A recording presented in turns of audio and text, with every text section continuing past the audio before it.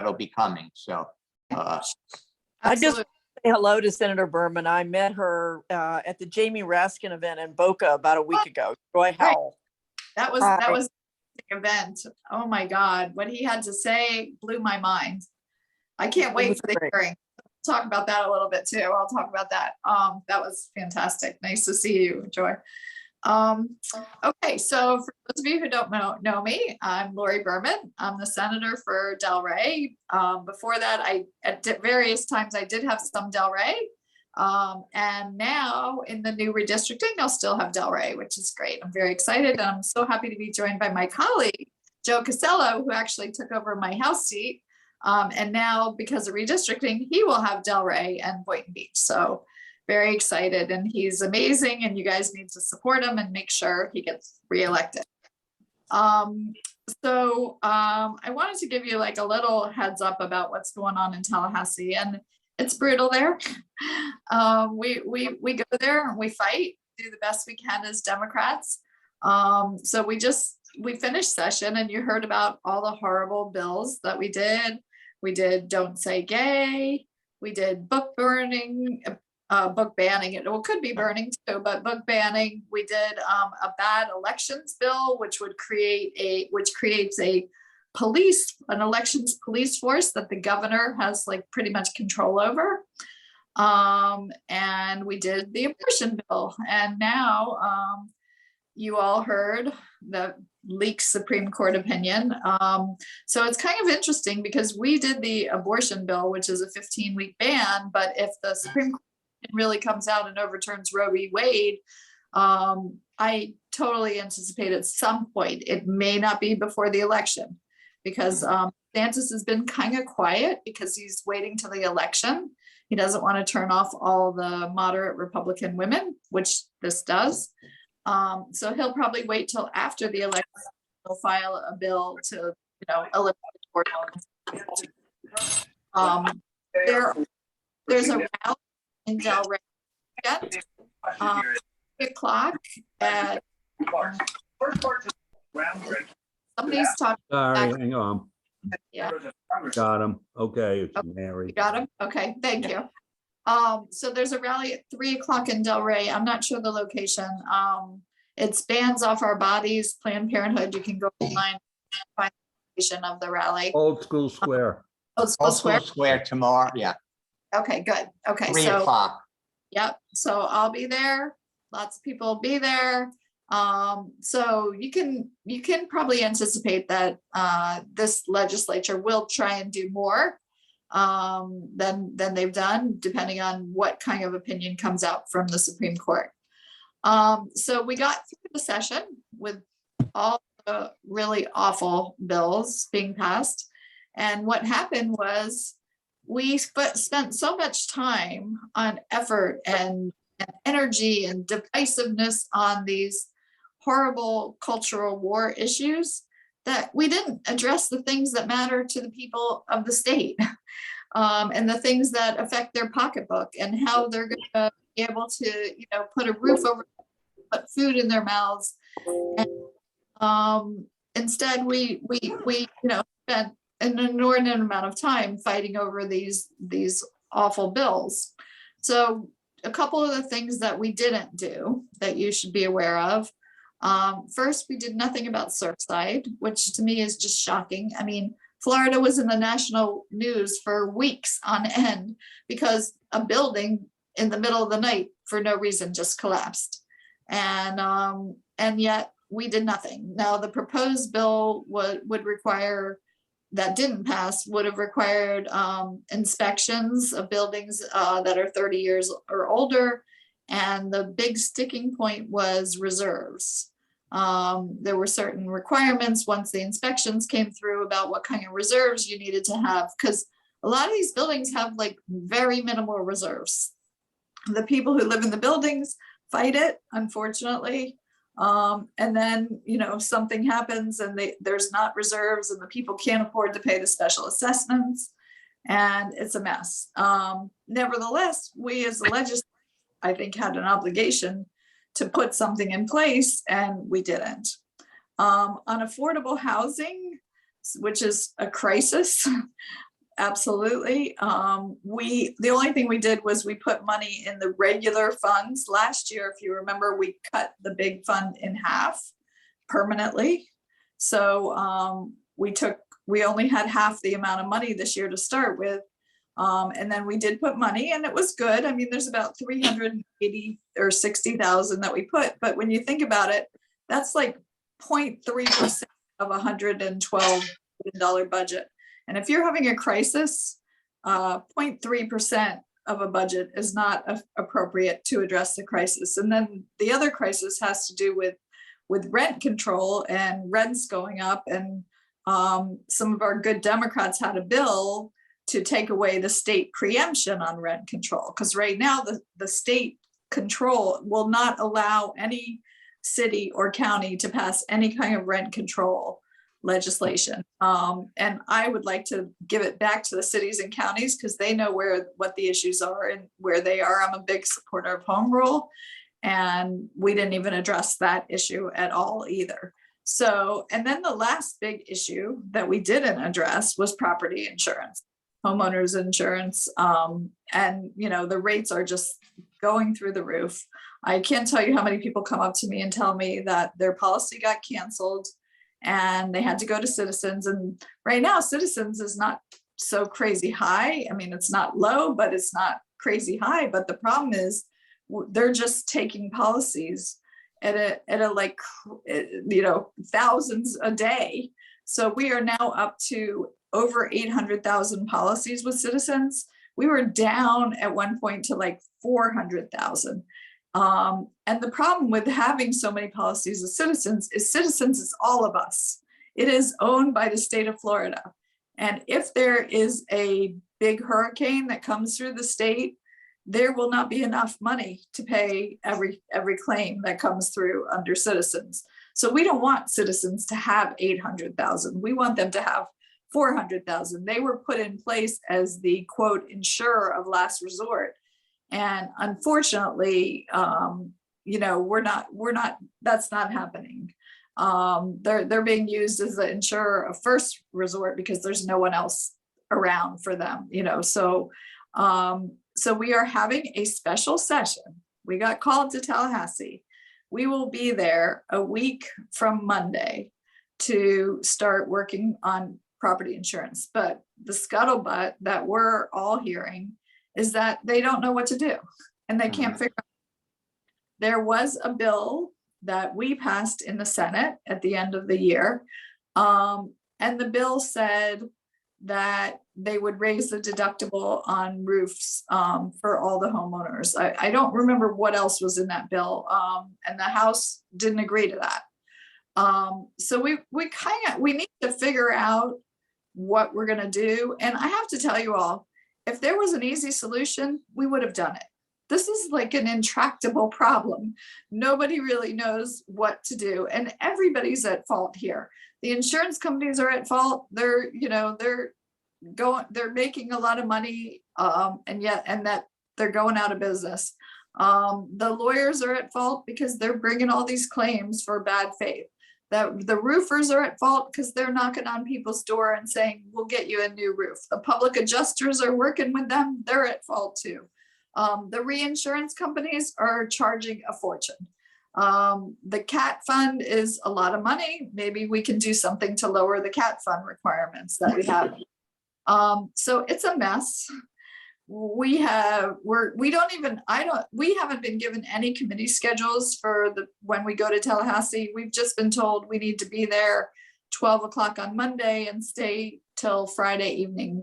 Usually by now we should have gotten some committee schedules and a little bit of maybe a bill that we can start looking at. And the fact that we haven't makes me think they just don't know what to do.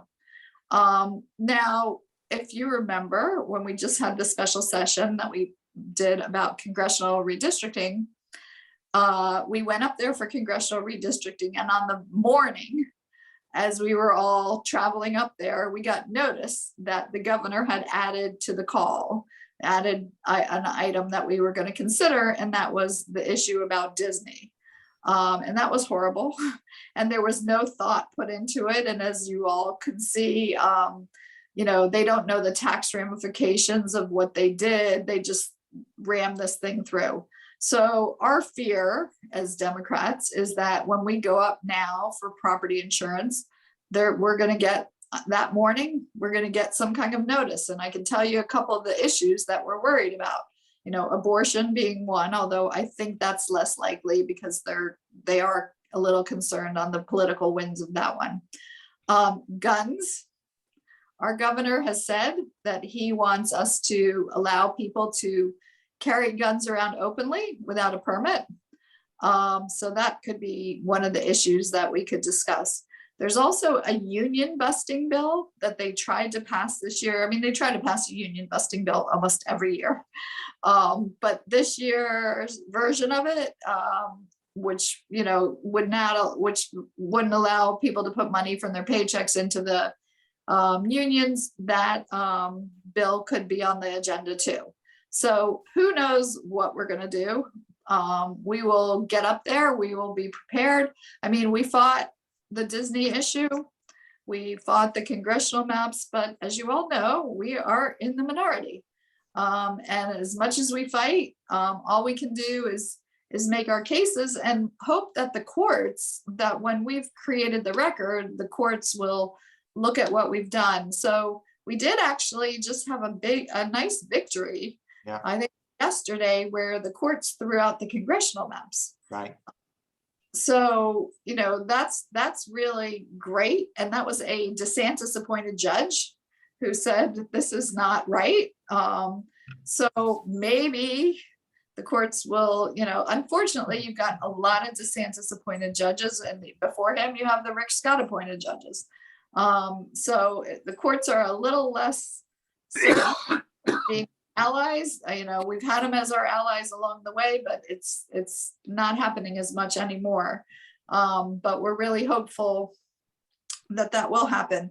I'm trying to remember, there was something you were discussing in the group chat and I wanted to talk about it, and I can't remember what we were talking about that I said I would talk about as we discussed. I think that's the old day.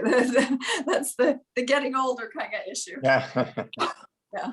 Let's not talk about getting older, please. Right. Actually, we do need more young people. So anything you guys can do to help us get. It wasn't Disney. You talked about that. But if I could jump in a second, when you talked about the courts, that Judge Mark Walker in federal court, he struck down the two awful bills from last year, the HR 1 and SB 90. Stated them. But the problem is that the 11th Circuit, Trump appointed 6 of the 11 judges. Yep. Oh, Who was it that wrote the opinion on SB 7066? It was a great opinion, and it got knocked down as soon as it went up. So it's tough. Yeah, it is a problem. It's a real problem. And even if we get to the Supreme Court, I'm not sure how the court will respond to the issues. We've got our hands full. And today I heard some discouraging news. I mean, a lot of things. Today was a very strange day. Our incoming House leader announced he's not going to be running again. So now Joe's going to have to pick a new leader. And this is already, I think, the third, where they had Ben Diamond, who announced he was running for Congress. And today he's not running for Congress, but he's not going back. And then the incoming next leader just announced he's not running. So now they're on to their third person for a new leader. And then the other thing that was really troubling to me today that happened is that Laurel Lee, who is the Secretary of State, announced that she's resigning very quickly and she's not going to be our Secretary of State. And if you remember, Secretary of State is in charge of elections. And Laurel's husband, Tom Lee, was a senator with me, and I know Laurel fairly well. And I think she's a very fair, very principled person. And I have concerns that she's leaving because maybe the governor didn't want her because she's a fair and principled person. And he maybe wants to put someone else in that position. And this Secretary of States are where the wars are going to be fought. in the future, because, whoever controls the elections, we've seen that that is what the MAGA crowd is trying to do, is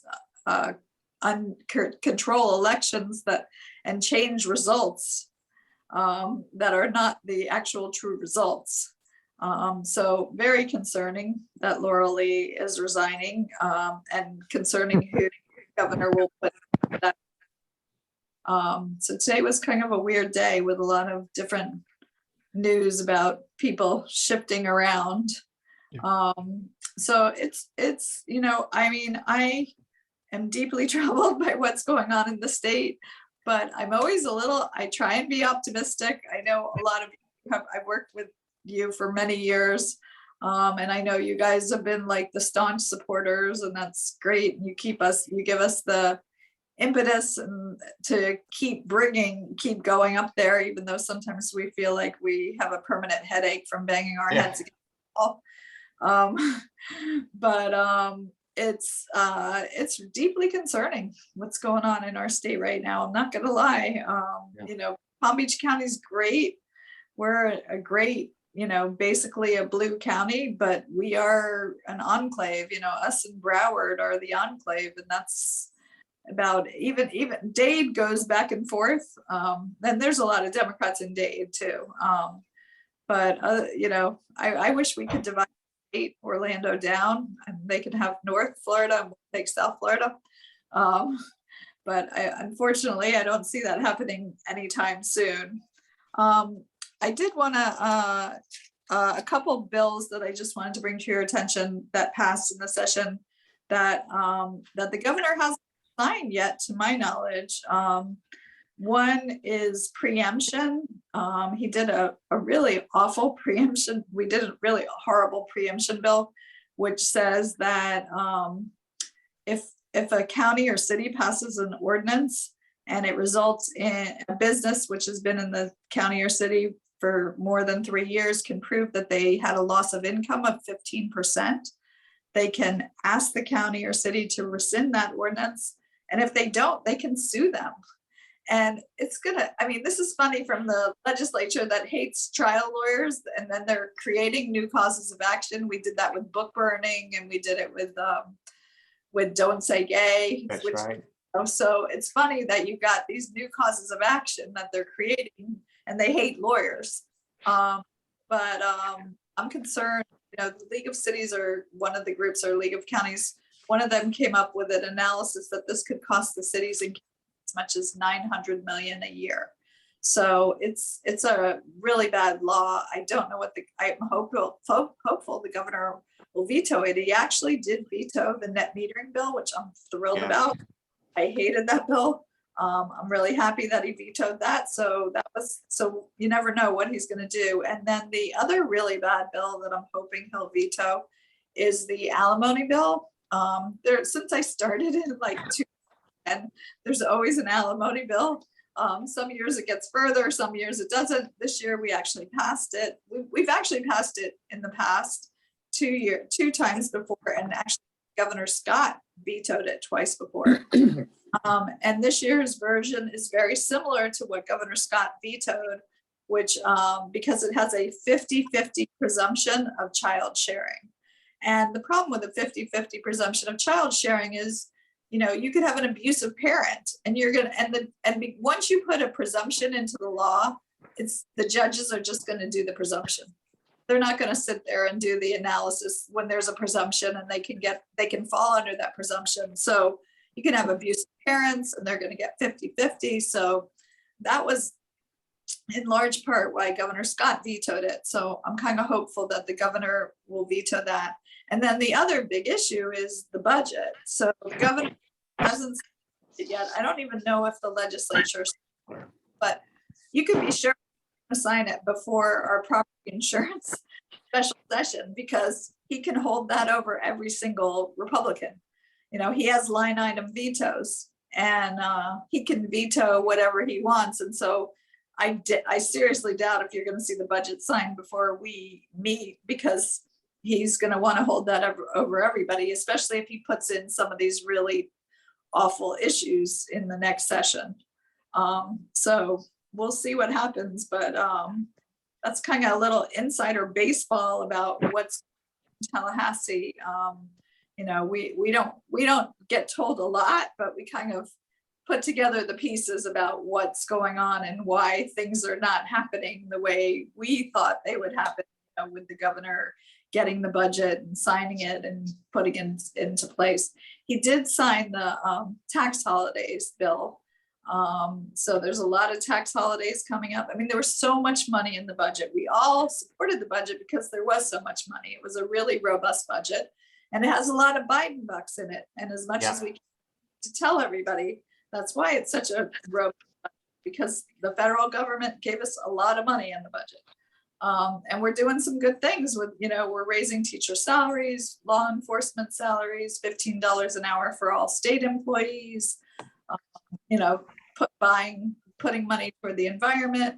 It is the highest ever on education for students, even though we're still so severely underfunded, but it's at least we're going in the right direction on that area. You know, money for healthcare for hospitals. So, you know, it was a really robust budget. I don't know if we'll have such a robust budget now next year, because we won't have as much of the Biden money. And I think you're seeing, you know, the effects of inflation. You're going to see things start to pull back a little bit. The market's really down. People are going to not be spending as much, although it's crazy what's going on with housing here. But, you know, we'll see if it cools off or not as all these different factors come into play. So I'm happy to answer any questions that anybody has if you want to ask anything, and I'm sure that my colleague Joe Casello would probably chime in a little bit too. And you either raise your hand or you can hit the chat button to raise your hand, and we'll call on you, David or I. But Lori, we have an article in the next Delray Democrat that June Neal wrote about the open gun carry. And it's interesting because she went and called up to Levi County, where DeSantis made the announcement. And she writes, it came with a thick coat of pandering even for him when he stopped by in Levi County to announce his infrastructure funding for rural areas. And they were going to get $1.5 million for improved broadband. So she called up and she spoke to somebody there, and they said, oh, we already have broadband. We already have broadband. So she said something like, oh, I guess you're going to put the money elsewhere, contribute it to somebody. And the woman said, yes. So here is money that Democrats are giving to the Republicans who run this state. And it's not even being used for the purpose it's supposed to be used for. And then they're taking credit for it. And I went and looked, and of course, not only did the two senators vote against the two US senators vote against the bill, but the local rep there, the local congressman voted against the bill. It's just, I mean, we have to do a better job, and I don't know how, of getting that message out. So that was what I wanted to talk about. Did the governor go too far? Has he gone too far? Up until now, his approval rating has been extraordinarily high, which I do not understand. I still don't get it.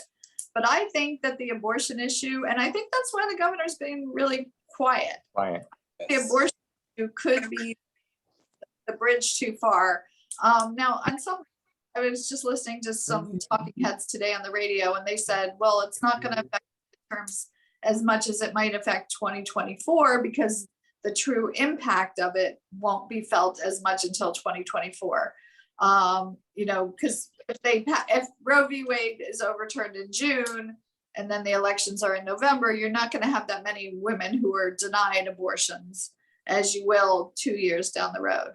But I think we need to be really screaming from the rooftops about Roe v. Wade, because the they do polling all the time, the Republicans. They're much better at it than we are. And they know where the numbers are, and the numbers for abortion are against them. Yeah. And know that, and they're quiet about it for that reason. And you were talking about using better messaging, like, the Franklin stuff. Well, when we did Don't Say Gay this year, they freaked out. They hate Don't Say Gay. Because we turned on their heads what they've done to us, like defund the police, which we never said defund the police. They turned that on our heads and used that to win an election. And we went back and did Don't Say Gay. And we've got to do more like Don't Say Gay. We've got to go back against them when they do, their sayings, because we can do the same thing back at them, and we can be just as successful as they've been with their false, rhetoric. So They're killing 800 Floridians every year by their refusal to expand Medicaid at no Right. cost. Right. I mean, there's actually studies that said in a 4-year period, 2,750 people are estimated to die because unnecessarily premature, and they are the death panelists. Right. So I remember when we were first discussing Medicaid a lot at the beginning, there was a young woman in Orlando, and she had a heart problem, and she had kids, and she was working 2 jobs. And one day was sitting in her heart attack and died because she couldn't get medical coverage. So those are the stories we need to be telling. We need to find out those 800 people, and you can't say 800 people. No, everybody goes, oh, big deal. A million people die of COVID. Right.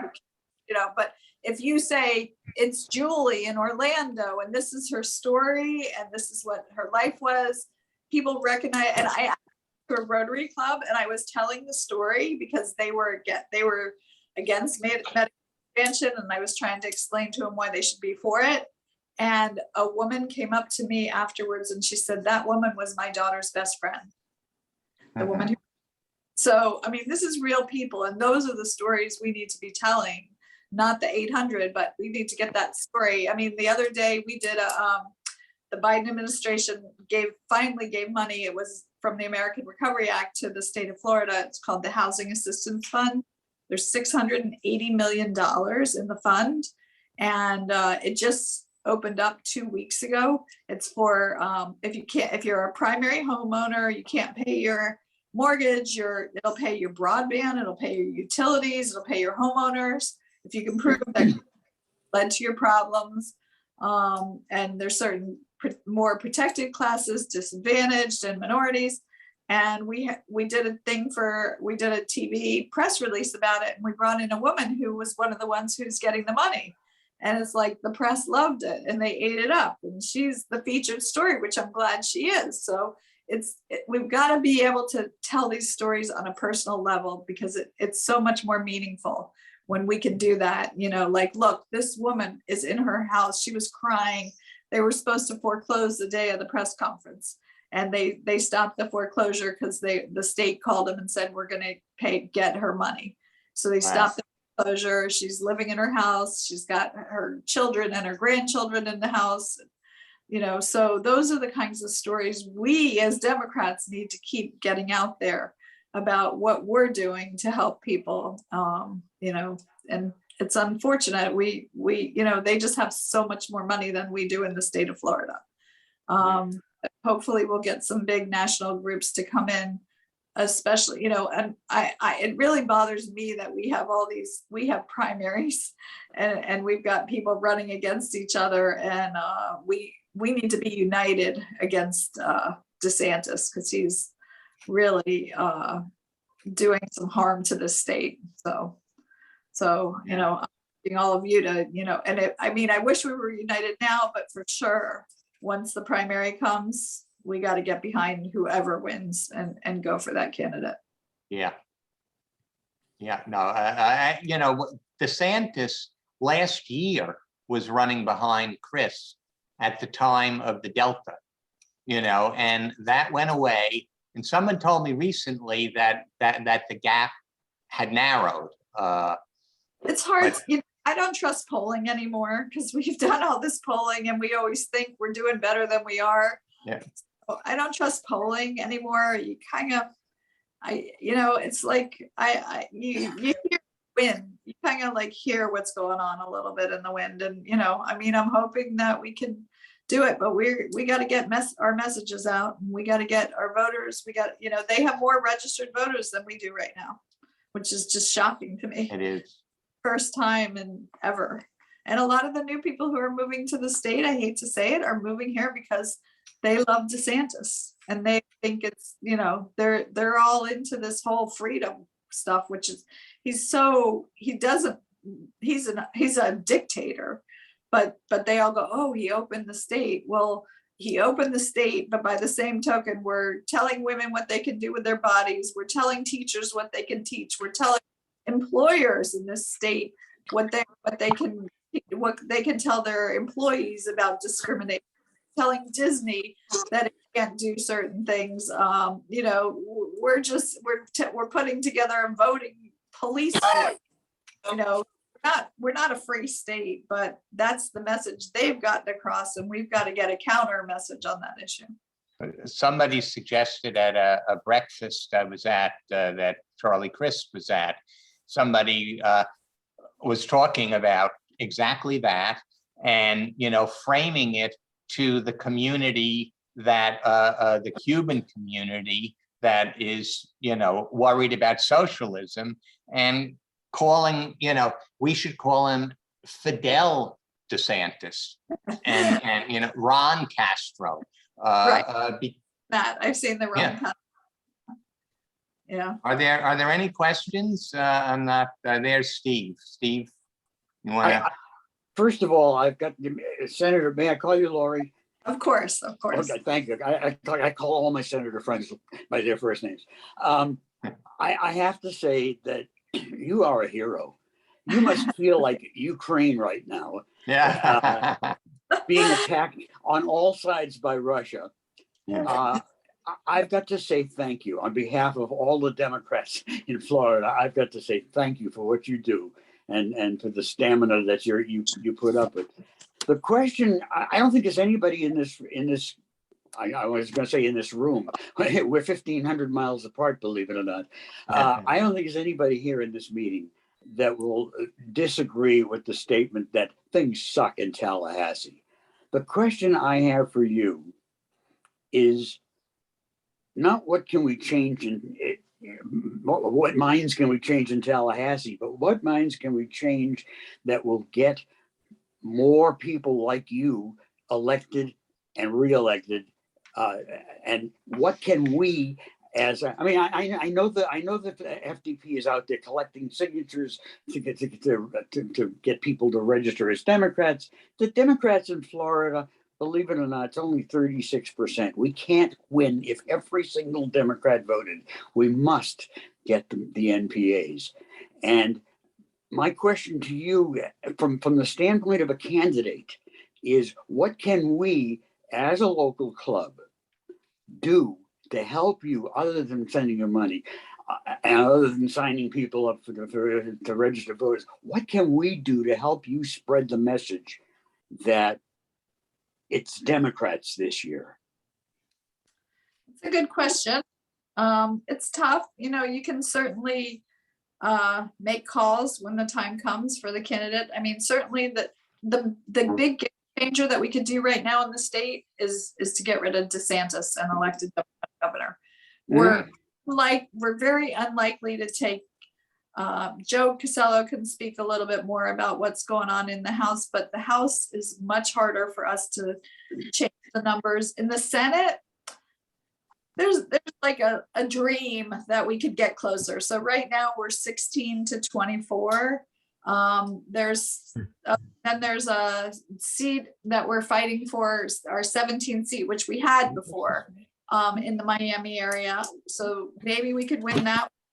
There's a seat in the Orlando area that should probably be our seat. And we have a good candidate running. She was a state rep and now she's running for Senate. So that puts us at 18 to 22. And then there's one other seat on the West Coast that's an open seat that potentially that would put us at 19. And those are game changers. If we can 19 to 21, that means we only need to get one Republican to come with us. So though, supporting the Senate candidates and the gubernatorial candidates, those are the big game changers that we could do in Florida in the immediate. There's got to be long-term, but those are the immediate things for the November election, is to get a few more senators and to get a governor. The governor is really the game changer. Yeah. And that's what we need you all to be out there working for the gubernatorial campaign. Tell you, I did endorse Charlie Crist. I did it about 2 or 3 weeks ago. And I did it because I think we need to unify. I've always liked Charlie, and I also think he's a moderate candidate, which at this time, when we right now have such divisiveness, we need to put forth a moderate candidate in the state of Florida. Somebody that we can get the NPAs. That's important that we get the NPAs. So I did endorse him about 3 weeks ago. Okay. I'm going to support him. If he's not our candidate in August, whoever it is, I'm all in. We got to get rid of Oh, blue no matter who. Right. Yeah, exactly. Blue no matter who. I like that. Blue no matter who. So those are the big things that we can be doing.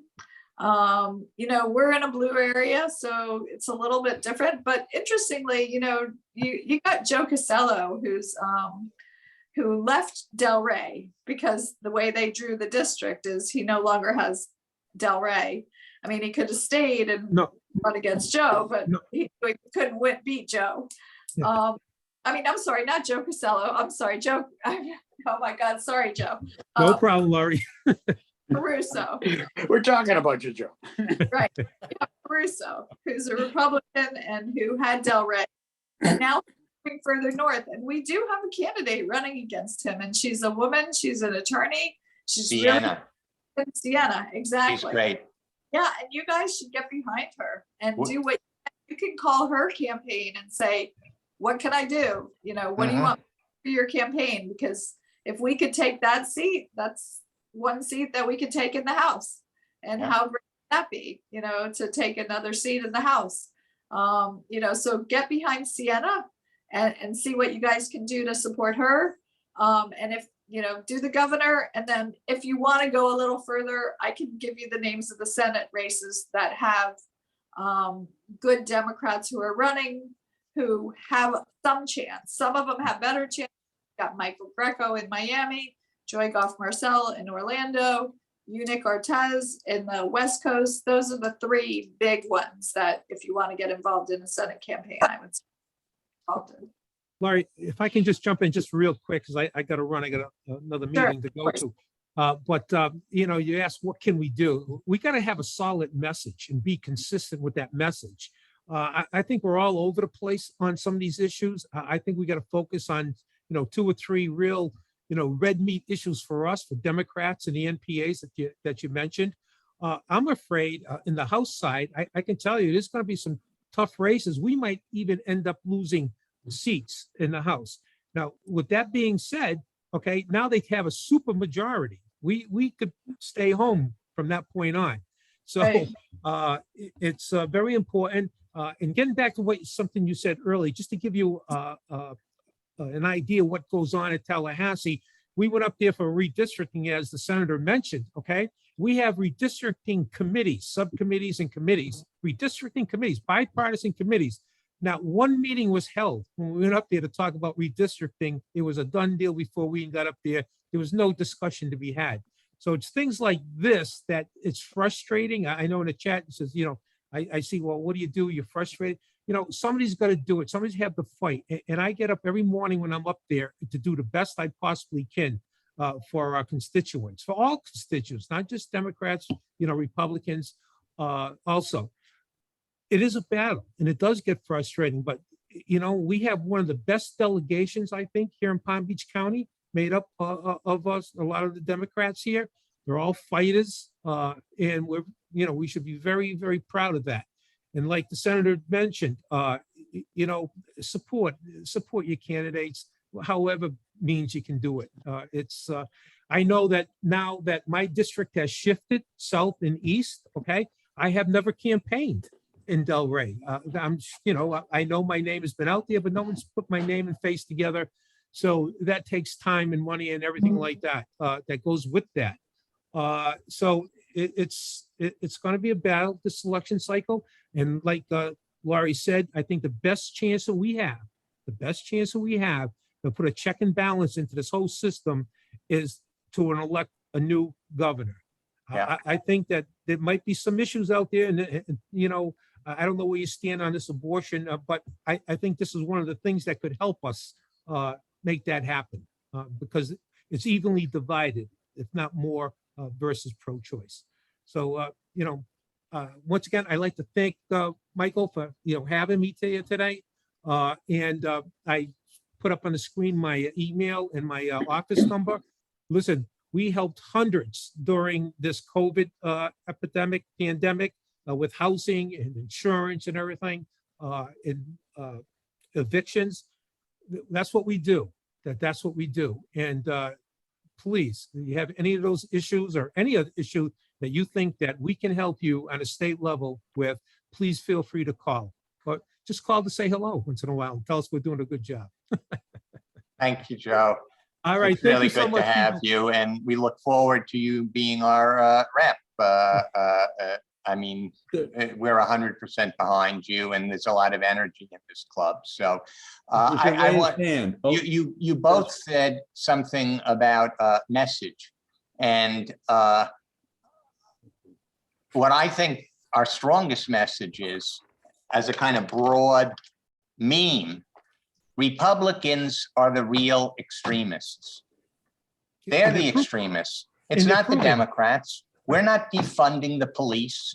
We're not abolishing ICE. We have power in Washington, limited, but enough power. What do we do with it? We didn't defund the police. We passed these bills that help people. In Florida, where it's, they have a dictatorship. What do? They pass unconstitutional laws that are unpopular. I mean, and there has to be a way to say that in fewer words than I just said it, and get that message across, and continue, hitting, just like the big lie, the big truth. The big truth is that, the Republicans always go too far, and what they're doing is hurting the average people. I agree, Michael, there are very good ways to put that message into effect. I've been doing it for 50 years now, political consulting on message.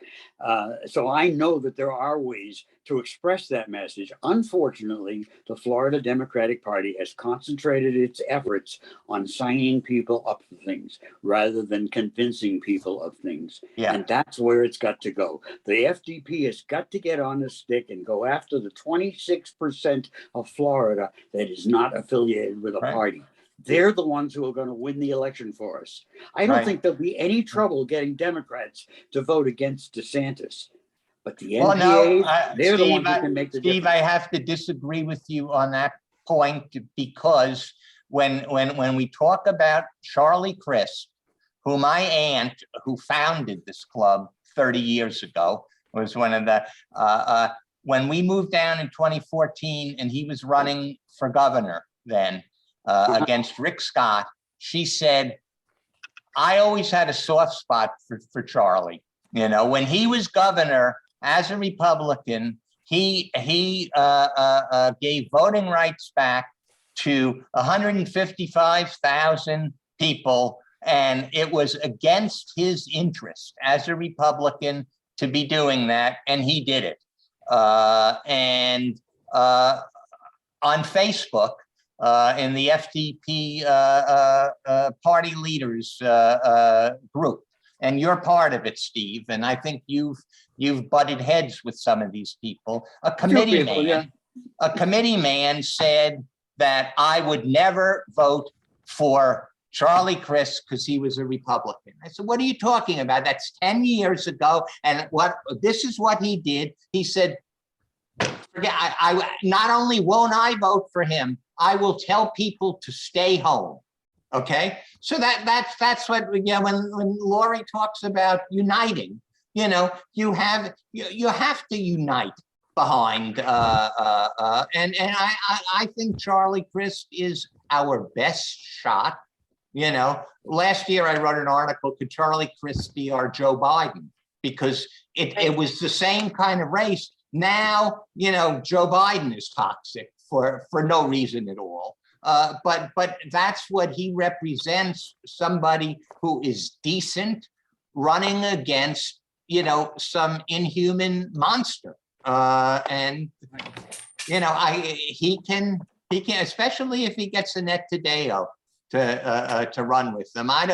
You know, yeah, I mean, I think whoever he picks as his running mate should be a good running mate. I mean, I feel like Andrew Gillum made a mistake in picking his running mate, and that hurt us a lot. But I think whoever Charlie picks will be. But let's go back. I want to answer a question Bob raised in the chat. Thanks, Bob. He asked the question about Rick Roth's seat. So Caruso is a little vulnerable. It'll be hard to beat him. But the real 50-50 seat right now is the Rick Ross seat, believe it or not. But given what's you know, I know someone who may run for that seat, and they're gonna wait. They're gonna sit out this election because it is Rick Ross' last term. It's his, you know, he's got it one, this is it, and he'll be term limited. And the feeling is there's a lot of, you know, Republican tide, unfortunately. And next time we should be able to take the seat. So once Rick Roth is termed out, I think we're feeling pretty confident, but right now it'll be a hard seat for us to win, but it's a 50-50 seat. It is probably better than the Caruso seat even.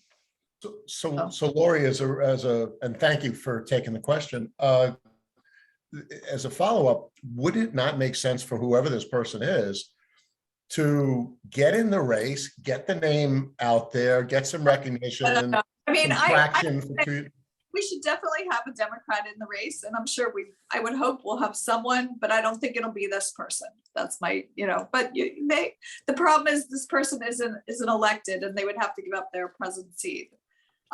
So they're not probably want to do that in this tough year, but maybe in 2 years they will. So, but we should get someone into that seat at a minimum, because it is a 50-50 seat. And if Absolutely. the time turns, you know, between now and November, we'd have a shot at it. Mm-hmm. Yeah. Well, and I do think that there's going to be a lot of heightened interest in 94 because of the county commission District 6 race, which Right. is Right. So there's going to be a lot of energy going on. That 6 race is being decided in August. That race will be the primary. It's the primary. So this is really the November ballot that we're focusing on. Whoever wins that primary is going to win. Mm-hmm. So it's not as big a deal as what's going on in the primary. Yeah. So, Are there more questions? David, did you have one? No, I'll take mine offline. Okay. Lori, thank you so much. I should echo, I would like to echo what Steve said about how we feel about you. Thank you. Thanks. You guys, you give me the impetus to go up there and keep. Yeah. It's hard, Yeah. but It must be. Yeah. big part of it really does, you know, give us the strength to go there. And like Joe said, you know, we go there and we fight, we work together, and you know, somebody's got to do it. We're happy to be the ones to do it. We wish we had better results. Yeah. We win small victories. That victory yesterday where they threw out the map, that was a great victory. So we take our victories when we can get them, and we're happy to get them. We cheer the first downs, even though they're not touchdowns. That's good. I like that. Yeah, exactly. Can I ask one last question? Do we have time? Oh, yeah, sure. DeSantis's much vaunted election police. How do you see, do you have any idea what that squad is going to do? No, it's awful. They have there's no one like watching out for them.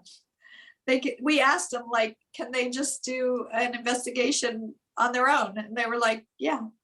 And can DeSantis just tell them to, only election fraud in the state was like 4 voters in the villages who were Republicans who voted in states.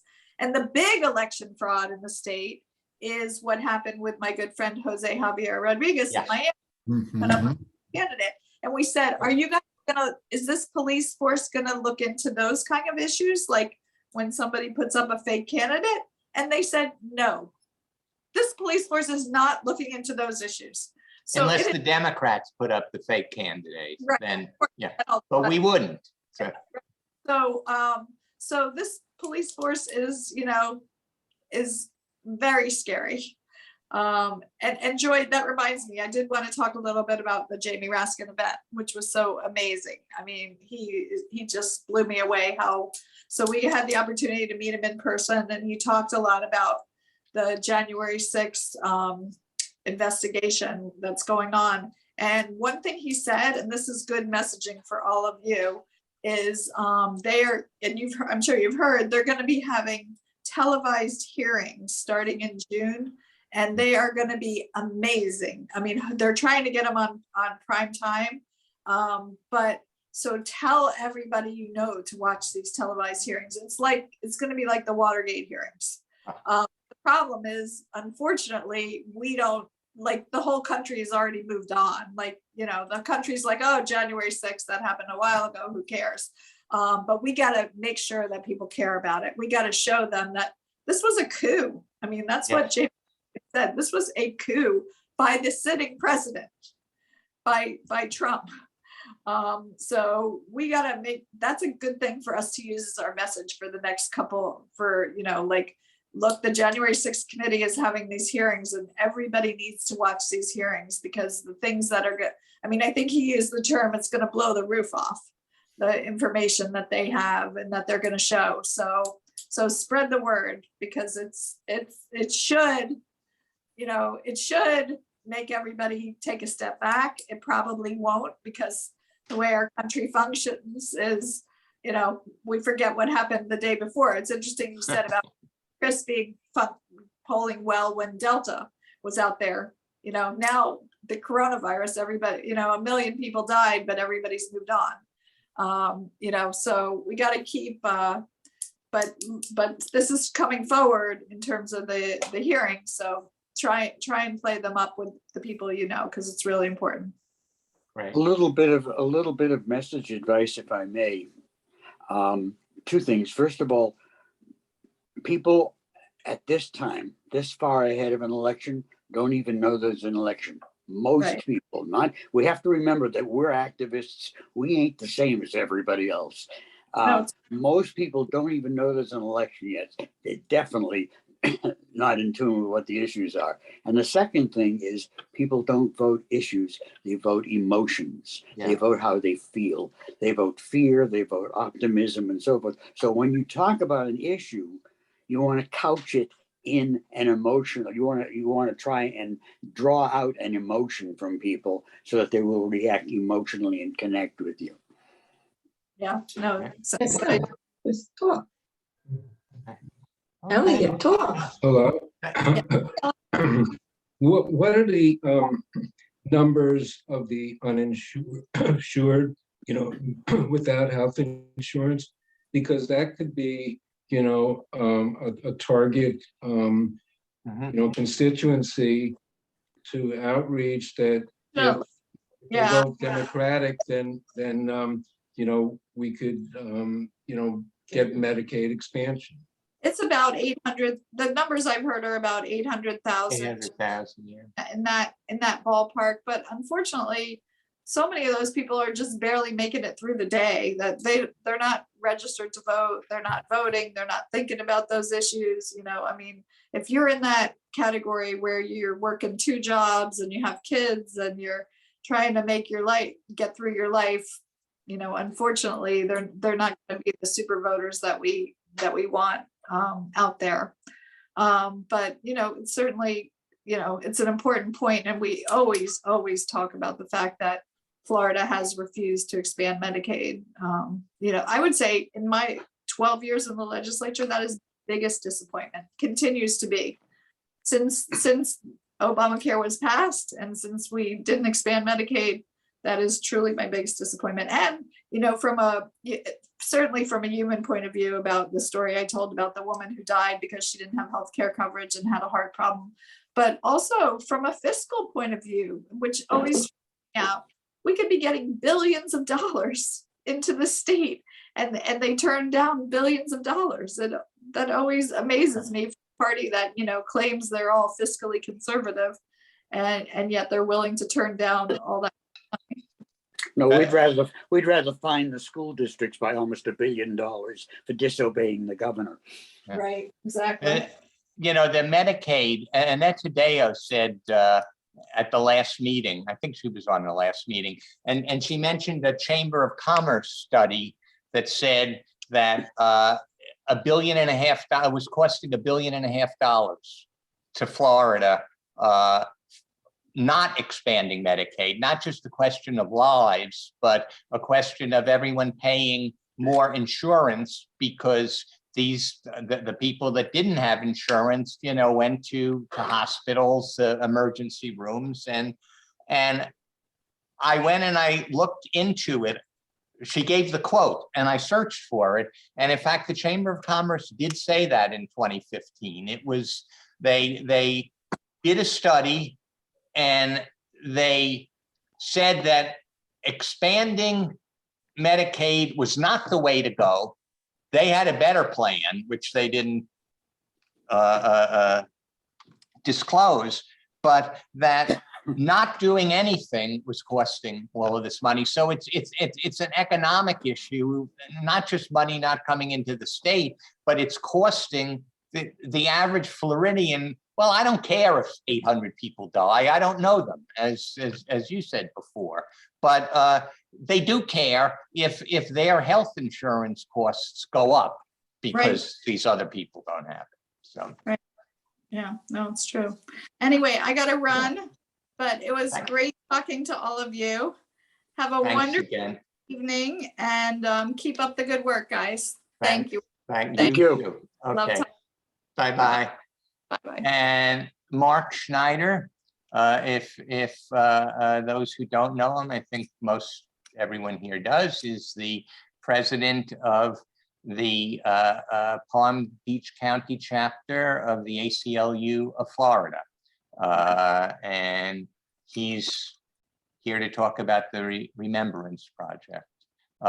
David, did you give, yes, you did. Okay, there we go. Okay. Hello, everybody. Hello. Can you hear me? Yeah. Great. Okay. I am having a little problem here finding the place on my screen where I can set up the show, because I want to show you. It's on the screen.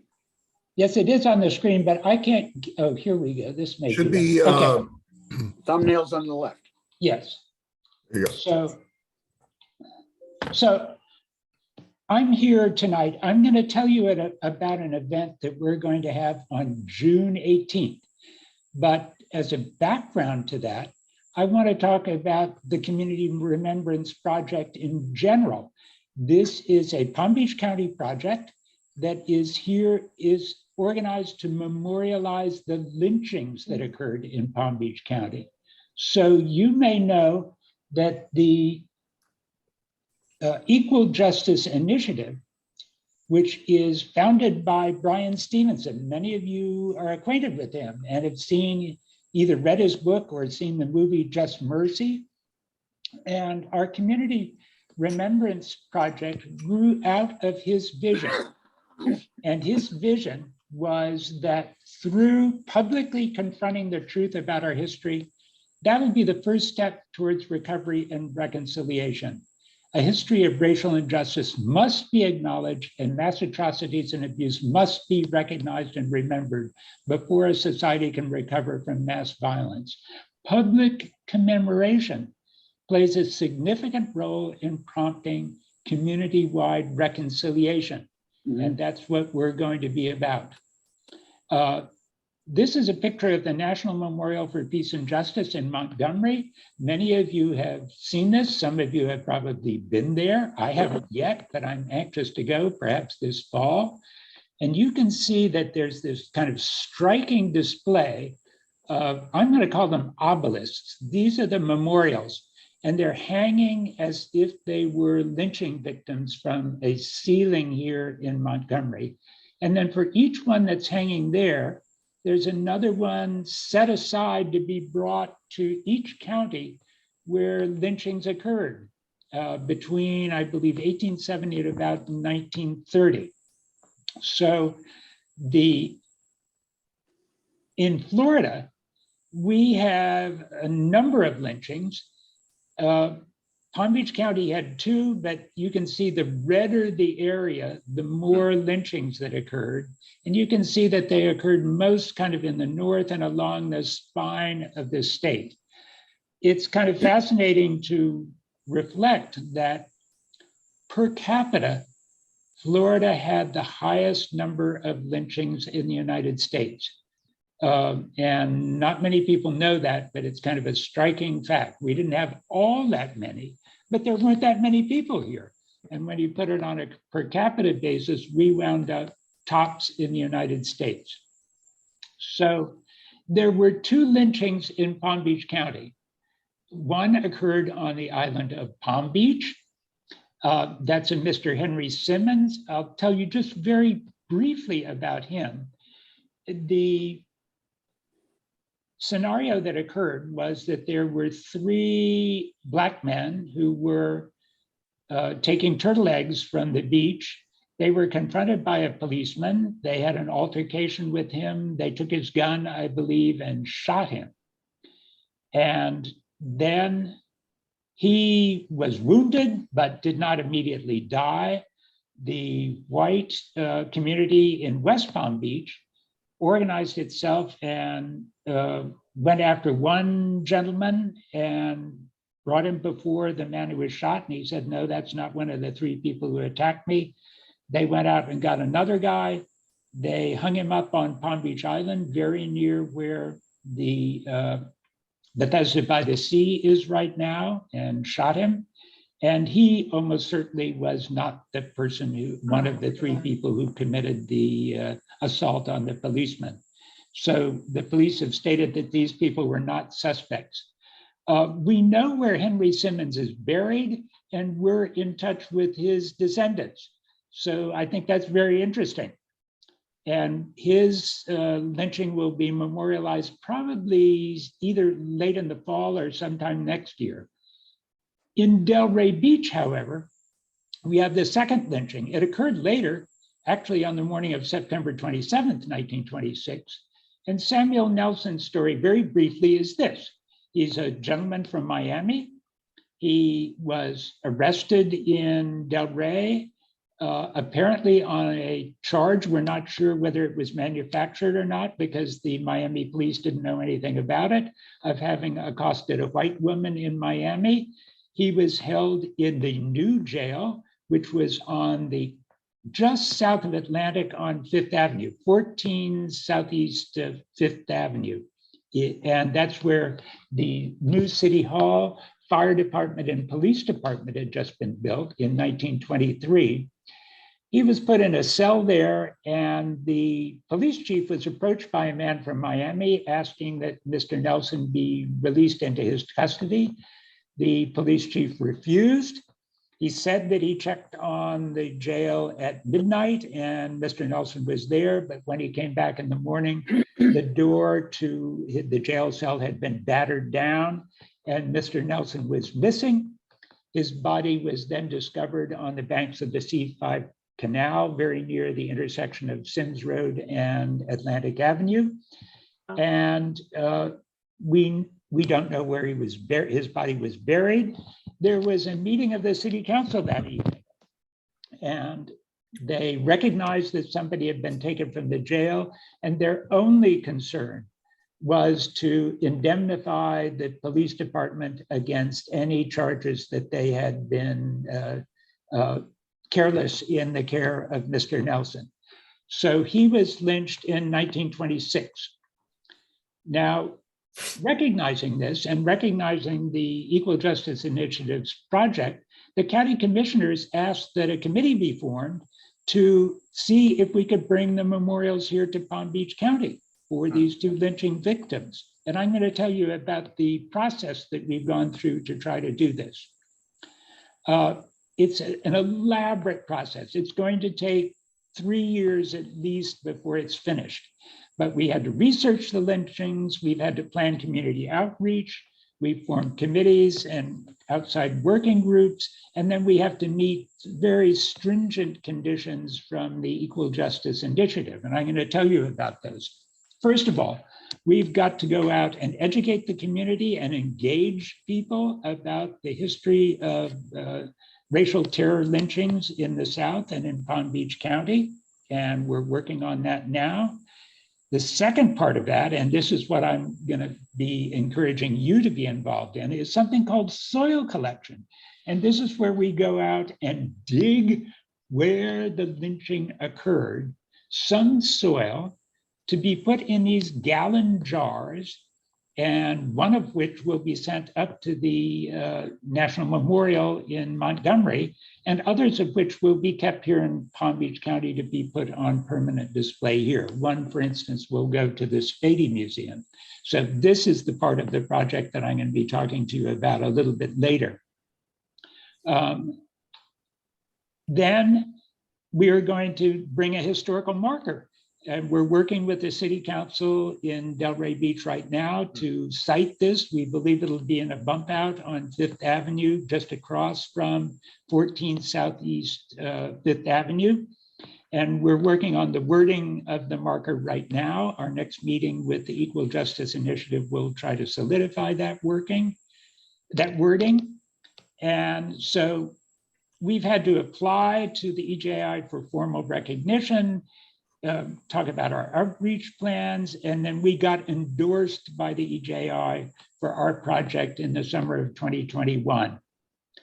And in the third phase, we're going to be, which is really community engagement, we're going to be organizing library events and school involvement. We have an essay contest that will be launched in the fall of 2022. We're going to get government bodies and civic groups engaged. We have this website, which I encourage you to look at. It's easy to remember. It's just tbcremembrance.org.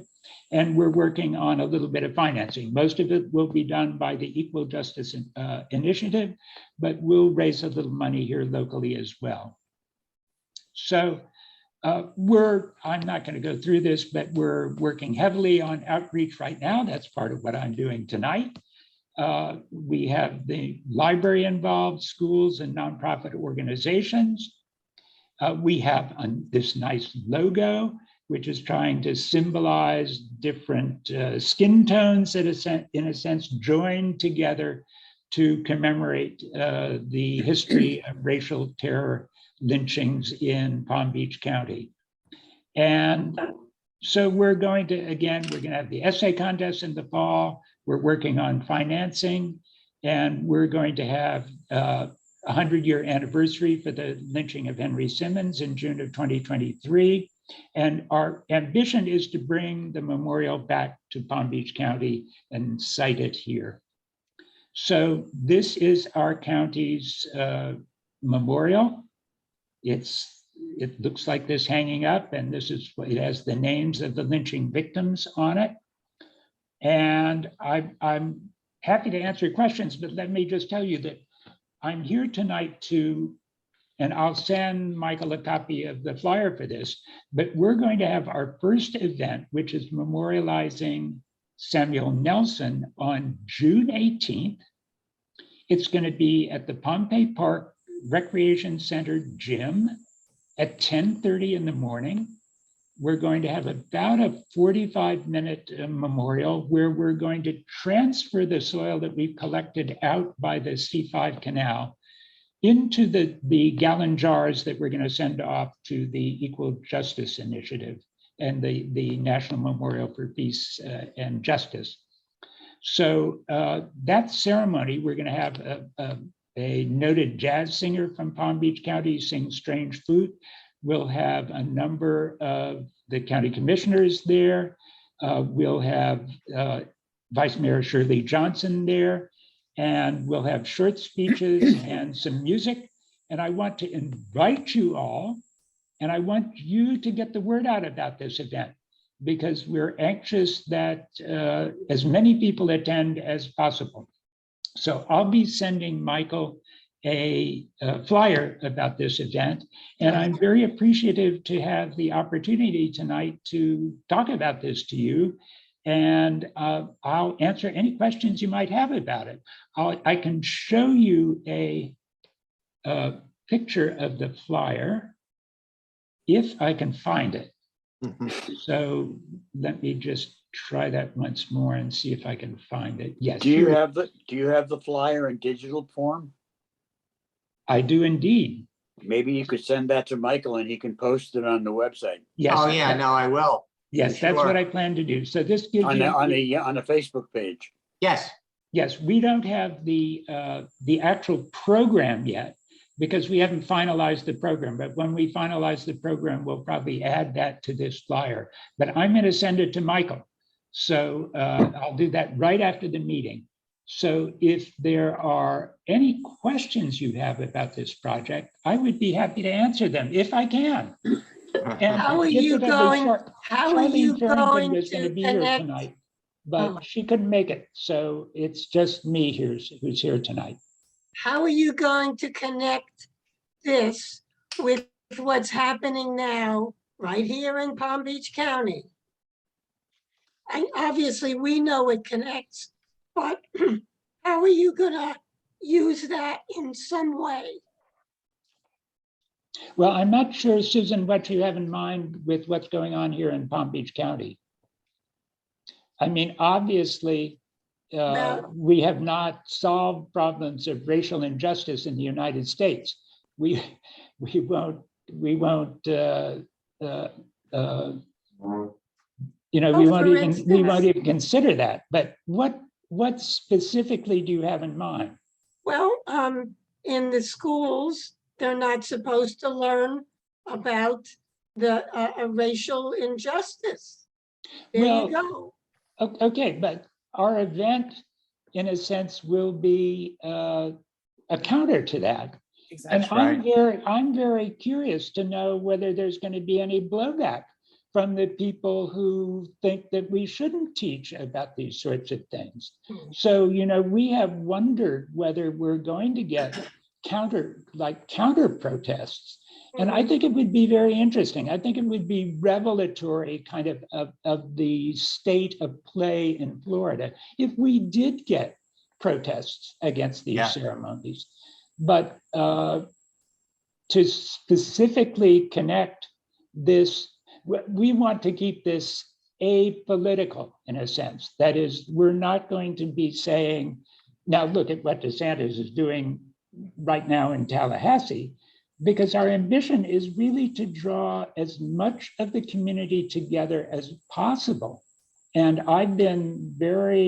we've been trying to reach out to the Alliance of Delray, which is the suburban part of Delray Beach, as much as possible to try to get them involved, because our ambition would be to bring both the suburban and the urban parts of Delray together, Blacks and whites, to make sure that this is the sort of event that yields reconciliation and understanding rather than confrontation. So our ambition is not to be very confrontational about this and not to be political, and to try to just have people recognize the place that the regime of racial terror plays in our history. And if this goes counter to what DeSantis is arguing today, so be it. Let's see if there are protests. Bob, you had a question, and I see that Linda has a question too. So, hey, Mark, it's Thank good to see you as always. Speaking to exactly this last point you made about, using this as an opportunity to create, further consensus between the communities, Black, white, East, West, et cetera. Certainly the idea of having the memorial plaque at the site of the, of the police station at the time, also clear, the geographic epicenter of, of the Black community in Delray Beach, the set, all of that, spot on, makes perfect sense. What about the potential value, the awareness creation value of placing a sign at the C5 Canal right there on West Atlantic and Sims Road that sees tremendous traffic going back and forth and sits at basically at a thoroughfare that much of the suburban white residents of Delray and other towns pass through continually. Seems to me that a second plaque at that location would go a long way toward creating, that kind of collaboration that you just spoke of. Well, Bob, I'm going to take your comment to the committee that I'm working with, because we've talked about this a little bit, and we kind of decided that the speed at which cars go by that intersection, plus the fact that there's no parking there on Sims Road. When you try to park there, you would have to pull off onto the canal bank, in a sense, even to get out of your car and read what was on the sign. We've kind of felt that location is not ideal because of the speed at which cars go by and the lack of parking there. So I will bring your comment back to the group and see if they want to reconsider that. But that was our initial judgment, that it was better, the amount of traffic downtown, the amount of traffic that this is going to get downtown, it's going to be in that little bump out that's right next to Atlantic Avenue, right on Southeast 5th. And it's going to get an immense amount of traffic there. But if you consider that most of the traffic is going east-west on Atlantic, I would question, and not so much north-south along 5th, I would question how much visibility that sign will really get. And what I'm talking about is not an either or. I'm talking about, a second sign placement. Yes, Yeah. we will take that up. Sure. And I think we're thinking mostly about foot traffic rather than vehicular traffic. Mhm. Because, when you zip by a historical marker, you have to say, oh, wait, well, let's go back and see if there's a place to park to look at that. So I'm thinking about largely foot traffic, but I'll take your recommendation back to the group and we'll see what they think. Okay. Also the red light. Linda Jackson. Oh, thank you. Thank you, Mike. Okay, so I just finished part 1 of my Civil Rights Black History road trip, and I went to Montgomery. I spent a week there with a lot of different things, including the Legacy Museum, which is the part of the Memorial for Peace and Justice. I saw all those jars with the soil in it.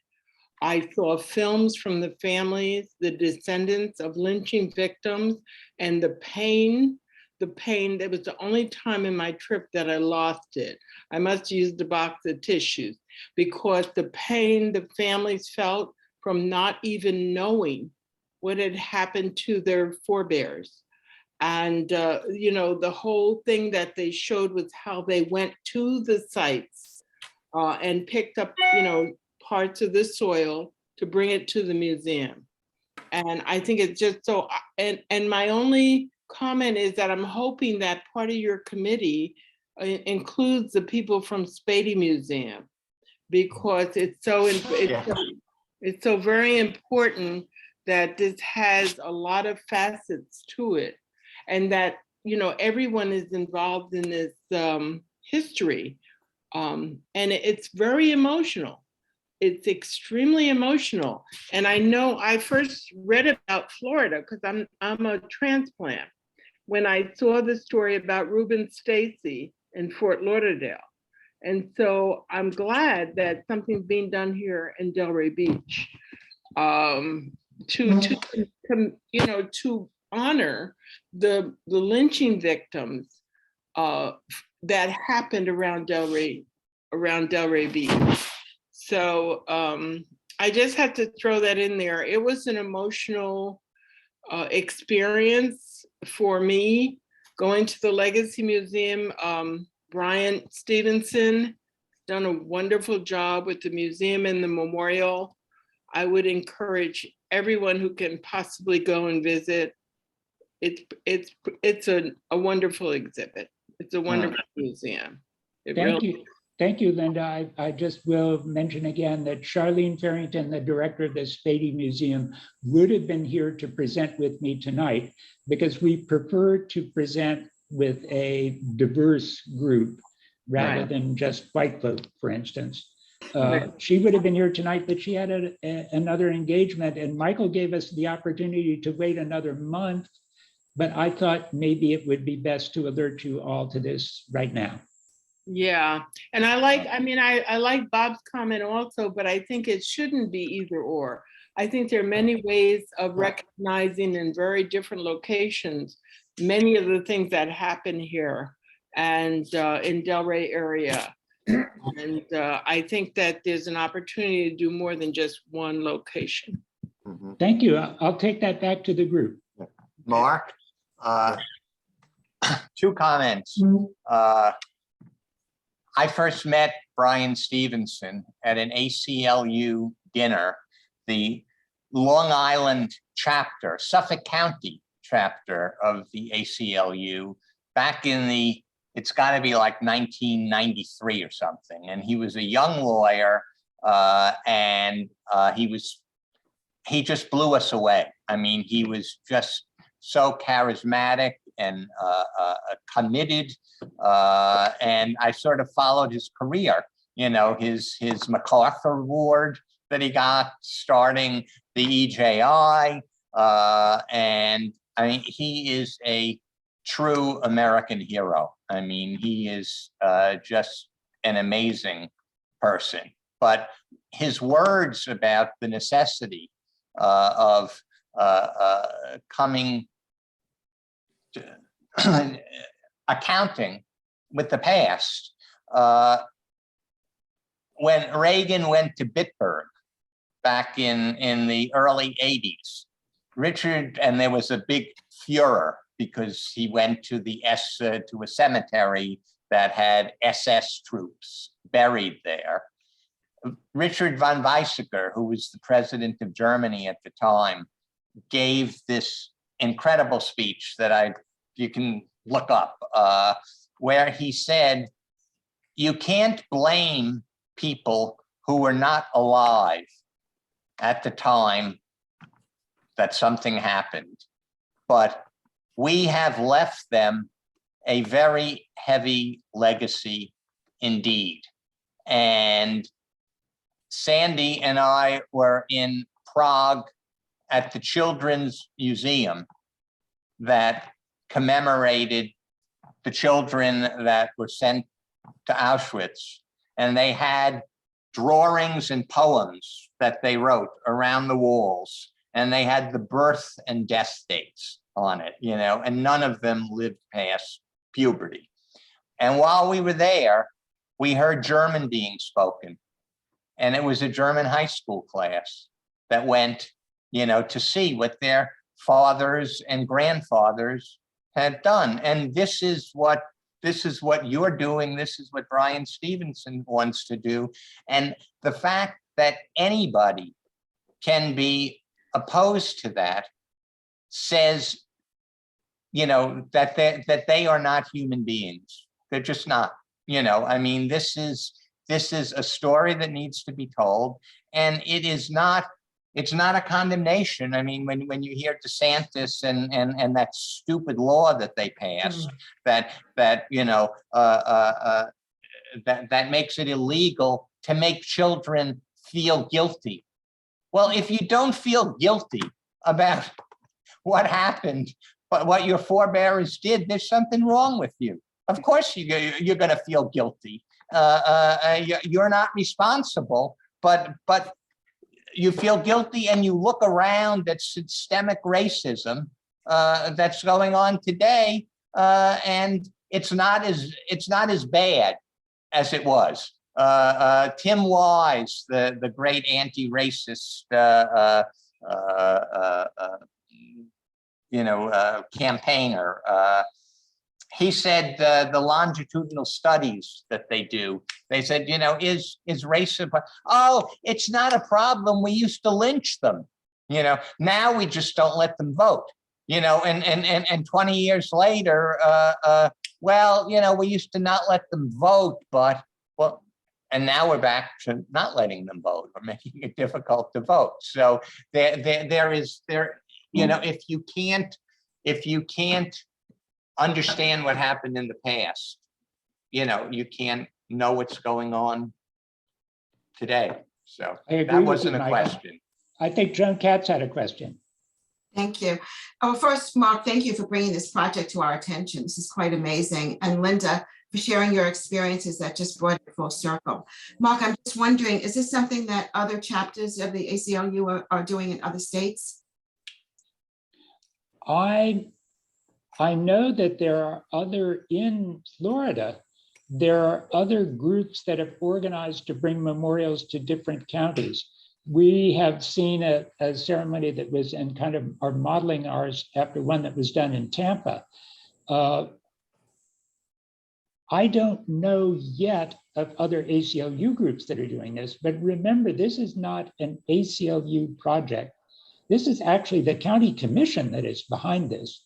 And I'm just on the committee because I expressed, as soon as I found out that this was available to us, I told Commissioner Weiss that I would like to be involved. And so I got on the kind of the coordinating committee to do this, but it's not specifically an ACLU project. Oh, I thought it was just the opposite, that you brought it to their attention, but they brought, that's interesting. And no, Greg Weiss was already aware of it. And when I called his office and said, hey, do you know about this? They said, not only do we know about it, but let's see if we can get you involved. So the county commissioners have given us 2 staff persons, part-time, of course, but we have the assistant county supervisor, Dorrit Miller, and Jennifer Cirillo who is the assistant second in command at Parks and Recreation, are kind of our staff people. So they are responsible. The county kind of is responsible for publicity and that sort of thing. So this is a county project. And one of the people who will be speaking, I believe, at the June 18th ceremony will be the Mayor Roth. So, so all sides are kind of on board on this. The county commission is very much behind it. And they are in a sense, the major sponsors. And then the people who got selected for these committees, there's somebody there from the Jewish Federation and other groups who have expressed an interest in being involved. So it's not an ACLU-driven project at all. It's just that I happen to be ACLU chair in Palm Beach County. Thank you. Thank you. I want to ask a question. I know you said you were going to have a flyer, and you showed us what that looked like, which had a lot of information on it. And I want to send the flyer out to my hundreds of people from All People's Day. But I find that if it's simple, they will look at it better than having too much information. I know you're good at that. Will you be making a flyer like that with just the general and then information on it? Susan, why don't you when you get the flyer, why don't you get back to me with edits? Okay. And I'll take them to the committee, and next iteration, we'll see if we can simplify it a bit. And the next iteration may actually have the program on it, so you'll know who will be there. That's We're going to have Yvette Norwood Tiger sing Strange Fruit and another song, and you'll get to see who's speaking and stuff like that. One of the things I teach or have taught my advertising classes in college is that it's somewhat of a fallacy to think that a lot of wording will make people not read something. If they're not interested in it, they won't read anything. If the headlines are good and what information is there is good, they will read the whole thing. And as an example, there was an ad that was done many, many years ago for Rolls-Royce. It was like a whole page of type, and it was one of the best producing ads they ever ran. So you can feel safe about producing something that has a lot of wording on it. Don't worry, it'll get read. So Steve, if you look at it, maybe you'll send me some edits too. Send me a PDF and I'll be glad to. Great, thank you. So I appreciate the opportunity to speak with you, and I hope you'll help me get the word out about this event on June 18th, Pompey Park Gymnasium, 10:30 in the morning. Parking will be a little bit difficult because the parking lots will fill up pretty early, I think. There's a whole series of Juneteenth events on that Saturday, and we're part of a wide spectrum of events celebrating Juneteenth one day early. Right. Oh, how That's I miss great. Pompey Park. I really miss Pompey Park. I know, well, we're gonna be going back there soon. I think maybe the July or August meeting. There's been a lot of people that have wanted, I mean, at first one would think that you get a bigger turnout on Zoom because you don't have to go out. But the ability to interact in person with people, Before and I after think the meeting too. we're all missing that. So Absolutely. but Mark, thank you so much. We are going to, we'll put it on our Facebook page, our Facebook group forum. We can't put it in this Delray Democrat because it's just been published, but the June one will be out before it, and we'll give a nice big display ad for it. It means Michael, that we'll have less to write. So, Michael, can I give a plug for a friend? Yeah. I as some of you may know, I'm on the staff, the campaign staff of the campaign for Ty Yabayana, who is running for CFO. And Ty is the only one of any of the people who are running who's got any kind of qualifications to be a CFO or an auditor. He's the only one with advanced degrees and decades of experience in the field. So I hope if any of you would like to participate in this campaign, I would appreciate your participation. And if you'd like to give me a buzz, I'll be happy to get you involved. Thank you. okay. And we could use your money too. So, okay. Having qualifications though is a disqualification. Tell me about it. So, okay. If there are no more questions, next month we're going to have Nikki Freed come and answer questions. Bob promised to throw her some softballs. Yeah. Oh, yeah, I'm gonna go. I promise to go very easy on the commission. Yeah. Very easy. But Won't say okay. anything about sugarcane burning. None whatsoever. Yeah. All right. Thank you No all. more questions for Mark. Thank you, Mark, again. Did you ever get to Bigelow's? No, I haven't gotten to Bigelow's yet. We're exploring other restaurants. Oh, you're still up there. Yes, I am. Oh, I didn't. David, they're staying in Long Beach. Okay. Yes, that Yes, would we're- explain the Bigelow's, correct. Yeah. So I didn't know it was still open. God. All right. I'll look for Bigelow's. Thanks. Yeah.